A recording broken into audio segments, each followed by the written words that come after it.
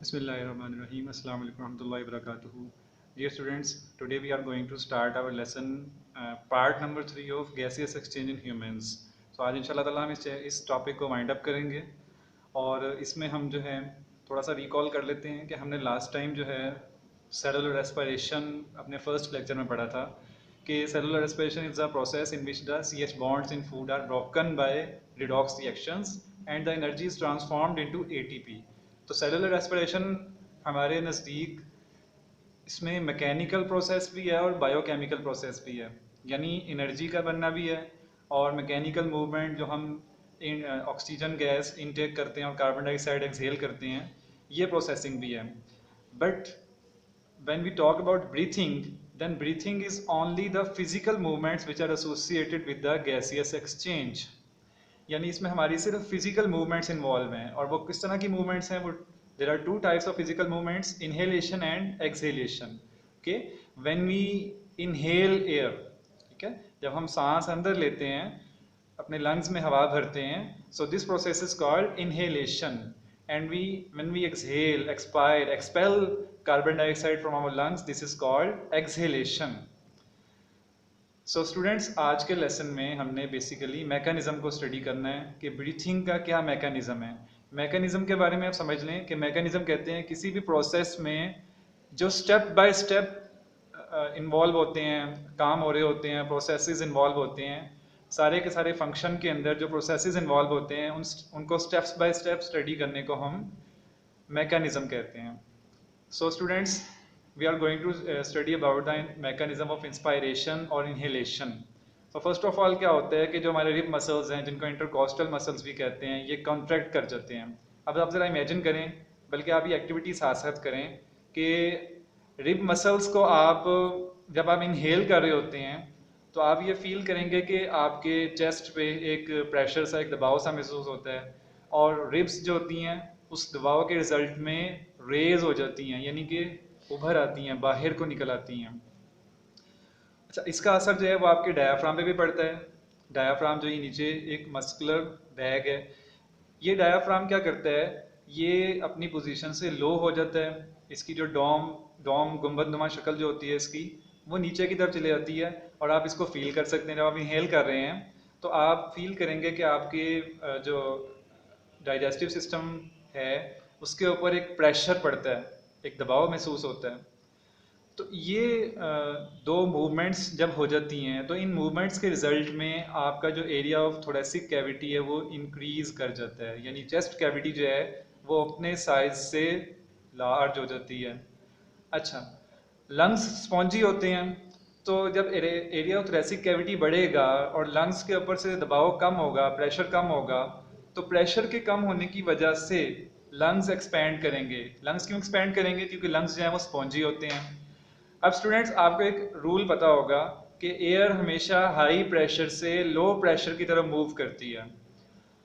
इसकी एग्जांपल हम देख लेते हैं कि डेली लाइफ में जैसे टायर पंक्चर हो जाए, तो टायर के अंदर जो एयर है वो तो हाई प्रेशर के साथ है, लेकिन अगर हम टायर के बाहर की एयर की बात करें तो वो as compare to the air in the tyre वो लोअर प्रेशर पे है. तो क्या होगा, जैसे ही टायर पंक्चर होगा, कोई सुराख होगा, तो वो फ़ौरन से वो जो एयर जो हाई प्रेशर में है वो लो प्रेशर की तरफ मूव कर जाएगी.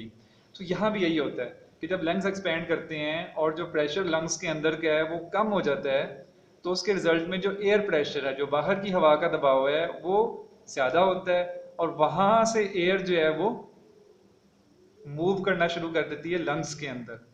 सो इस तरह से जो है इनहेलेशन कंप्लीट हो जाती है. इसको हम रिवाइज कर लेते हैं.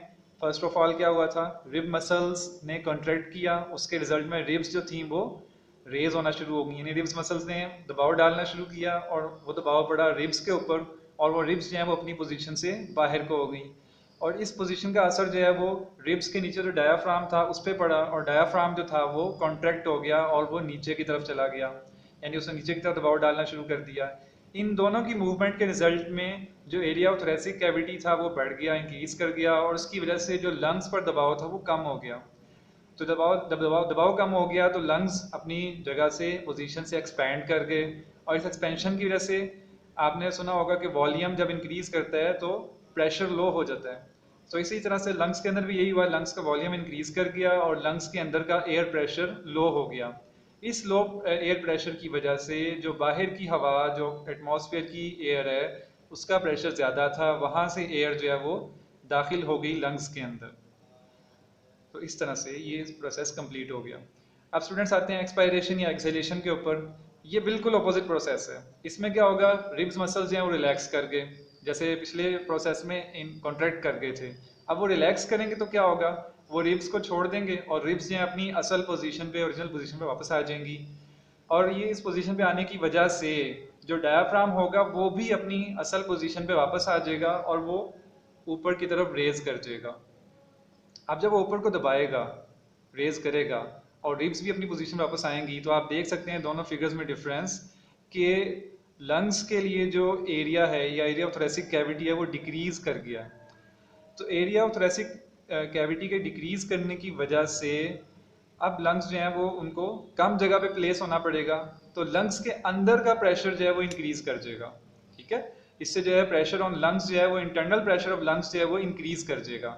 और प्रेशर, इंटरनल प्रेशर जब इंक्रीज करेगा और वो इतना इंक्रीज कर देगा कि वो बाहर के हवा के दबाव से, बाहर के एयर प्रेशर से वो ज़्यादा हो जाएगा। तो आपको रूल याद है कि air always moves from the higher pressure to the lower pressure. तो अब चूंकि लंग्स के अंदर हाई प्रेशर है, लिहाजा लंग्स के अंदर का जो एयर है वो बाहर चली जाएगी और इस तरह से एयर जो है वो एक्सपायर हो जाएगी, एक्सपेल हो जाएगी। और this process is known as expiration और एक्सहेलेशन।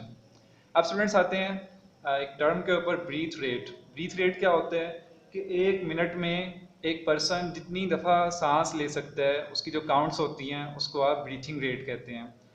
और ब्रीथिंग रेट जो नॉर्मल सर्कमस्टांसिस में है वो 16 to 20 टाइम्स पर मिनट है।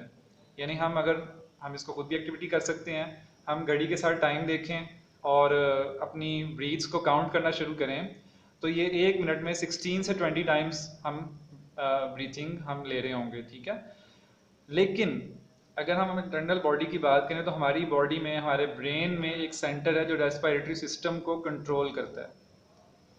अच्छा स्टूडेंट्स, यहाँ आपके लिए एक बात बता दें कि जो हमारी ब्रीथिंग होती है ये अनकॉन्शियस होती है, यानी हमें याद हो या ना हो लेकिन हम सांस ले रहे होते हैं।